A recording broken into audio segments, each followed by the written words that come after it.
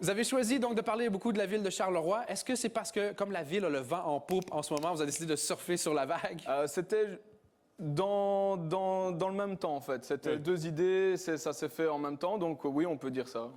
Votre gros hit, le gros single qui vous a fait connaître, qui a fait un peu bouger les choses, c'est votre T-shirt Sons of Baraki. Tout à fait. Et je pense qu'on a une image, d'ailleurs, on va pouvoir le voir. Donc, une parodie pour les The Sons of Anarchy. Avec ensuite, il y a Walifornie ou Kids of Walifornia. Voilà, oui, j'ai fait un modèle pour enfants aussi. Et est-ce qu'on peut faire ça sans recevoir un coup de fil des États-Unis en disant hey, petit con, qu'est-ce que t'es en train de faire avec ma série?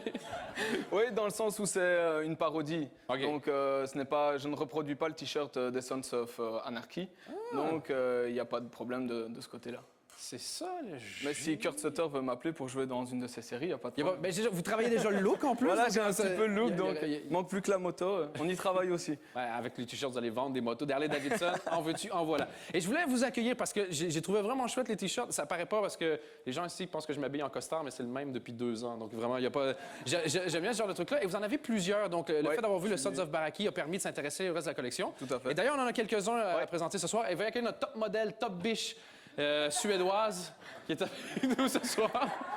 Merci, on n'avait pas les moyens. Le dimanche soir, les top modèles, elles dorment. On va en présenter un peu un par un. Donc, montrez-nous un peu. Alors, celui-ci, c'est un tout nouveau qui vient de sortir, qui s'appelle Jurassic City. Ouais. Donc voilà, il y a un jeu de mots sur l'anglais avec la façon dont Jurassic est écrit. C'est aussi du second degré pour dire, voilà, la ville n'allait peut-être pas bien avant, ça se relève. Voilà, il y a un petit jeu et une référence cinématographique derrière. Au film E.T., pour ceux qui ne suivent pas exactement. J'ai le bon réalisateur, c'est déjà ça. Et derrière, 1666. Ouais. Alors ça, c'est la date d'année de création de Charleroi. C'est la date de création de la ville. Voilà, une petite référence. 666! Ça explique bien les choses. Exactement. Il y a celui-ci, Bizumchou. Bizumchou. Voilà, c'est une expression de Charleroi. Et est-ce que vous le faites, là, parce qu'en T-shirt, ça peut être intéressant, est-ce que vous faites le même en slip? Pour toi, je peux le faire. Parce qu'honnêtement, un slip Bizumchou, ça vaut la peine d'essayer. On peut essayer. On ne sait jamais. Je me sens seul. Voilà, celui-ci, c'est une série limitée, c'est City of Charlouse.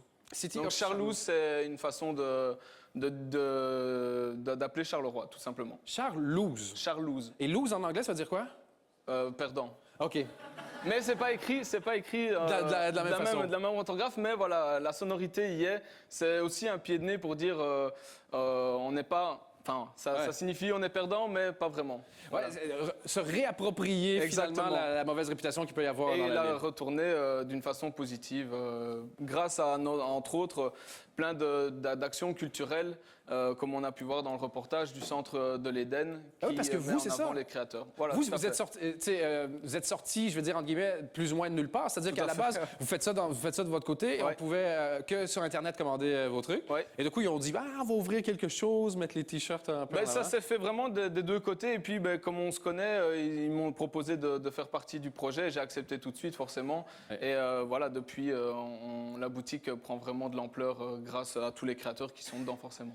Et pour la suite, parce que j'imagine que quand on commence comme ça, on se dit pas « Ah, c'est bien, arrêtons-nous en si bon chemin ». J'imagine qu'il y a d'autres projets, d'autres trucs qui arrivent, d'autres idées. On a d'autres idées, tout est en train de se mettre en place, entre autres quelque chose dans la lignée du Sons of Baraki.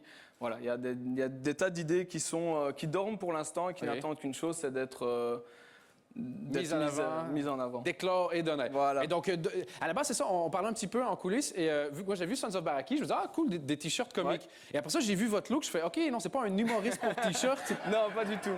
Il y a une vraie recherche artistique. Il y a une vraie recherche. Disons que celui-ci, forcément, a ce côté humoristique. Je ne fais pas que ça. Mais c'était vraiment... L'idée est venue...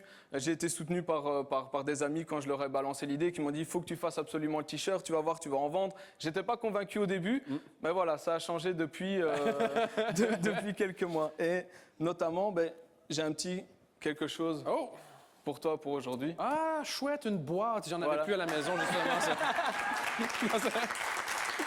On va regarder ça avec grand plaisir. On va justement, voilà. Magnifique. Et j'aime bien comment vous avez pris un XXL, c'est-à-dire que... Je vais pouvoir dire aux gens, hey, qu'est-ce que tu fais ce week-end? T'as envie de venir passer le week-end dans mon T-shirt? Viens, ça va être chouette. Mais un tout grand merci. Nicolas Giron, on souhaite la meilleure des choses. Merci. Du donner votre site Internet. Oui.